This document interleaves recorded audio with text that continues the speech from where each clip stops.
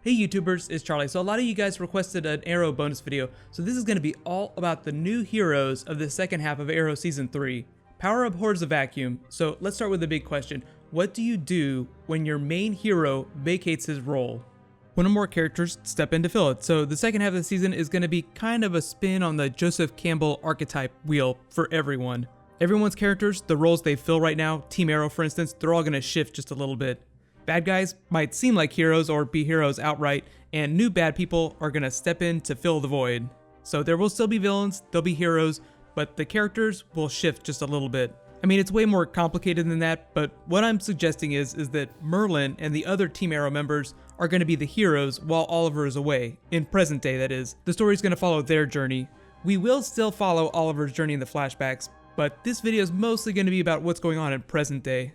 In case you're not familiar, Joseph Campbell wrote this book called Hero with a Thousand Faces. It talks about the different archetypes that characters can embody in a story, and some of the similarities that all big epic stories have. Just in case you're not caught up on Arrow, careful for spoilers through episode 9, I have to reference some specific moments in the show. So rewind all the way back to season 1, just for simplicity's sake.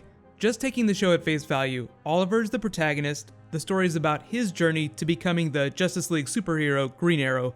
Malcolm Merlyn is the main villain that Oliver has to defeat. He has to defeat Darth Merlin before he can call himself a Jedi.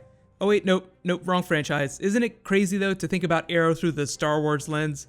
I guess in that scenario, Oliver would ultimately have to redeem Merlin, so that is something to file away in the maybe part of your mind palace. I think it's going to be like season 7 or 8 before Merlin ever finds any redemption, and they might not even get there. I think ultimately Merlin is on a redemption arc, but I think the story would be way less interesting if they let him achieve that. He's always going to be better as a tragic character. So even if he's going to be a hero in the second half of Arrow Season 3, I don't think he's going to end the season that way. So pushing deeper into the Lazarus pit here, when you look at the story from different viewpoints of each of the characters, everyone's role or their archetype changes depending on which character you're thinking about. So Malcolm Merlyn, for instance, is always going to be the hero of his own story.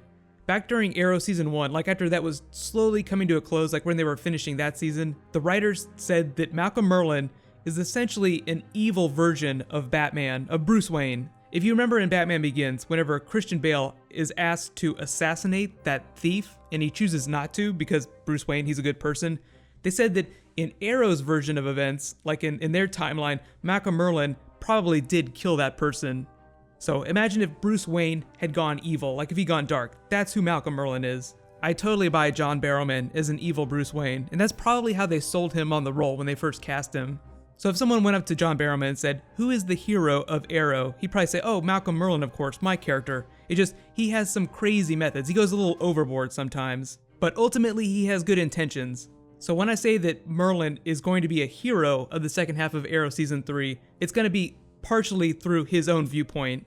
In the case of the other characters, like Team Arrow for instance, it'll be more literal. They'll be actual heroes. They'll have good intentions and good methods. Although I do think that Black Canary is going to lose her shit. Or I should say Laurel. I mean, she's going to be wearing the costume, but she's not going to be totally full-on Black Canary. Calling her Black Canary is like calling Oliver Green Arrow. Even where Oliver's been, he's had 5 years of training plus the 3 years of the show so far, and he's still not Green Arrow. So just because Laurel puts the costume on doesn't mean she's going to be Black Canary. For all intents and purposes, let's just continue to call her Laurel, just like a more stabby version of Laurel. If anyone is confused too about who the other characters are, so I think that Thea is essentially like the Mia Dearden character, and Roy is Arsenal. He's not going to be Red Arrow. Really, I think in terms of like all these new characters becoming heroes in the second half, I think Thea is actually the biggest X factor. She's like the biggest trickster in all this because she's kind of playing both sides. I mean, Merlin is trying to bring people closer to him. He's trying to like play on their emotions. Like he wants to keep Thea, wants to keep his family close. He wants Team Arrow to start trusting him more. I think he really just wants their protection. I don't know if he actually has their interest at heart. Maybe Thea's. I really like the idea of Thea being a Loki character, just jumping back and forth between the heroes and the villains. Although technically Merlin really isn't as much of a villain this season. Thus I'm calling him kind of a hero. Certain characters have certain archetypes. Joseph Campbell has 7 specific archetypes that he talks about. There's the hero, the mentor, the guardian of the threshold, the herald, the shapeshifter, the shadow, and the trickster. Notice that none of those things say villain. So, like Merlin, for instance, is clearly the trickster in most scenes, but sometimes Thea is, sometimes Felicity is the herald, Sometimes she's the guardian of the threshold. Each of the characters is going to shift around, so it's actually going to be really complicated, but in a very general sense, most of these secondary characters are going to assume the hero role. I'll be really interested to see how this plays out in the latter half of the second half of the season. Really, it's like the next block of 5 episodes that I think is going to be the next arc, and then it'll be a new story after that. Stephen Amell has talked about how the arc of the show changes within each season. So the first half of the episodes, during the fall, that's one specific arc. Then in the second half of the season, they actually have more episodes because there's 23 per season. So there's really 2 mini arcs. So the next mini arc is going to be the story of these secondary characters becoming heroes. And yes, I do think that we will get to the Justice Society team up by the end of the season. But first, those characters have to become heroes before they can have the hero team up. So if we are going to get a Justice Society arc, it's going to be the last couple of episodes this season. It's going to be the second mini arc in the second half of this season. So what about Oliver though? When is he coming back and how is he coming back? These are the really big questions. And in case you haven't ever read it before, here are the different steps in Joseph Campbell's hero's journey. So it gives us an idea of what's next for Oliver. Heroes are introduced to the ordinary world where they receive the call to adventure. They're reluctant at first, or they refuse the call, but are encouraged by a mentor to cross the first threshold and enter the special world where they encounter tests, allies, and enemies. They approach the innermost cave, crossing the second threshold where they endure the ordeal. They take possession of their reward and are pursued on the road back to the ordinary world. They cross the third threshold, experience a resurrection, and are transformed by the experience. Then they return with the elixir, a boon, or a treasure to benefit the ordinary world. The elixir just represents either knowledge or an item or an artifact, something of power. Mark Guggenheim and the other writers on Arrow don't, strictly adapt the Joseph Campbell mythology like their storyline, but there are a lot of similarities, so there are some parallels that we can draw. The biggest question I think we all have is what is the mechanism of Oliver's return? And 2, when are we going to get our big Justice Society team up?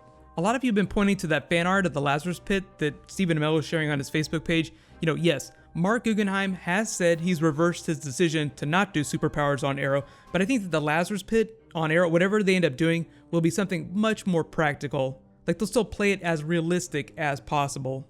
They just did Mirakuru in season 2, so magical elixir I don't think is going to be as big of a thing. No miracle cures. But I do think that it's going to be something tied to the League, like some of their methods, and someone's going to be using that to help Oliver, to bring him back from the edge of death. Very important, remember, Malcolm Merlyn said back in season 2, Nanda Parbat was a place where death does not have meaning. The title of episode 15 this season is Nanda Parbat. Even if Oliver does not come back in that episode, I think we're going to learn how he's going to come back. For those that are wondering though, episode 14 is actually going to be a really big episode. It's called The Return. And no, it's not a reference to Oliver returning, and it's not a reference to Slade returning because Deathstroke is going to be in the episode too. It's actually about Colin O'Donnell coming back as Tommy. Stephen Amell posted this picture to Facebook saying, "We would not shoot our 60th episode of Arrow without Colin O'Donnell." So The Return is all about what he does in the episode. It's all based on that. And no, I don't have any idea what he's going to be doing in the episode. I think it's going to be a flashback, just like when Tommy showed up at the beginning of the season. The next episode of Arrow is going to air on January 21st. That's Wednesday. Here's the synopsis. In the aftermath of Oliver's fight with Ra's al Ghul, Diggle and Arsenal continue to protect the city in Arrow's absence. However, after 3 days without hearing from Oliver, they begin to fear the worst has happened to their friend. Felicity refuses to believe that Oliver would be dead until Merlyn pays the team a surprise visit. Thea suspects there's something more behind Oliver's disappearance and asks Merlyn for a favor. Meanwhile, Ray tests a new part of his suit, and Laurel takes up the mantle of the Black Canary. I have done a video that talks a little bit about what some of those other episodes are going to be about, just like the general arc, so not super spoiler or anything, so I'll add a link in the description if you guys want to watch that. I am working on another Flash bonus video, but I'm probably going to do an Agent Carter video next because that show premieres tomorrow. I will be doing weekly videos, so be sure to subscribe to get everything. Supposedly, even real critics are going crazy about it, so I'm actually really excited. My next Flash video is probably going to be a character video, but feel free to leave me your requests. Right now, if you're on your mobile phone or on your tablet though, there's new mobile links you can click on up here. It's the same as the links that I have over here, but click here to learn all about the Flash rogues coming up in the second half of the season, and click here to learn all about those other episodes of Arrow. Thank you so much for watching, so let's all high five. Happy New Year's everyone. I will see you tomorrow in 2015.